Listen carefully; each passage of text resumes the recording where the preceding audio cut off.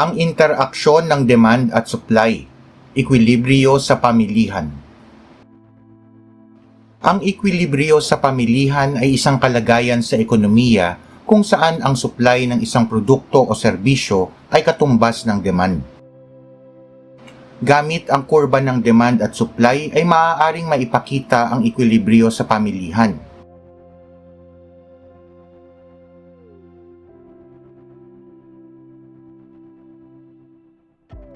Ang punto kung saan nagtagpo ang kurba ng demand at kurba ng supply ay tinatawag na punto ng ekwilibryo, kung saan nagkasundo ang producer at consumer sa isang takdang presyo at takdang dami.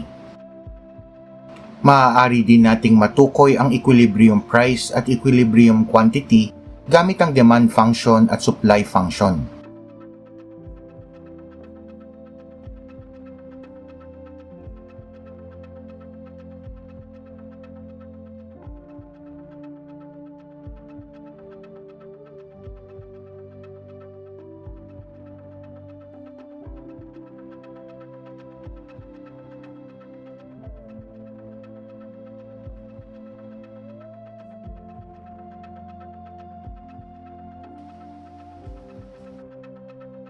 Tandaan na mayroon lamang ekwilibryo kapag may pagkakasundo sa presyo sa pagitan ng producer at consumer.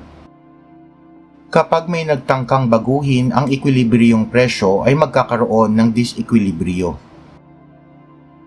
Kung itataas ang presyo sa 11 pesos mula sa equilibrium price na 7 pesos, ang mga producer ay mas gaganahan na magbenta ng mas marami dahil ang mataas na presyo ay magbibigay sa kanila ng mas mataas na kita. Ngunit ang pagtaas ng presyo ay makakabawas naman sa kakayahan ng mga consumer na makabili. Magkakaroon ng surplus o labis na supply sa pamilihan dahil mas mababa ang demand sa supply. Kung ibababa naman ang presyo sa 5 pesos, ang mga consumer ay mas gaganahan na bumili ng mas marami.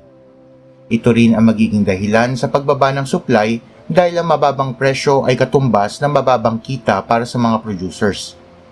Magkakaroon ng shortage dahil sa mas mataas ang demand kaysa sa supply. Ang paglipat ng ekwilibryo. Dahil sa ekwilibryo ay naitatakda ang presyo at dami ng produkto at serbisyo sa isang pamilihan.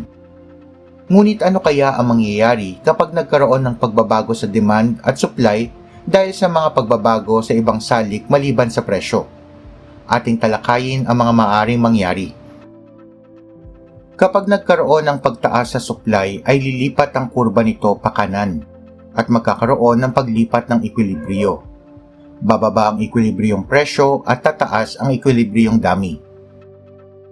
Kapag nagkaroon naman ng pagbaba sa supply ay lilipat ang kurba nito pakaliwa at magkakaroon ng paglipat ng ekwilibryo. Tataas ang ekwilibryong presyo at bababa ang ekwilibryong dami. At kapag nagkaroon ng pagtaas sa demand ay lilipat ang kurba nito pakanan at magkakaroon ng paglipat ng ekwilibryo.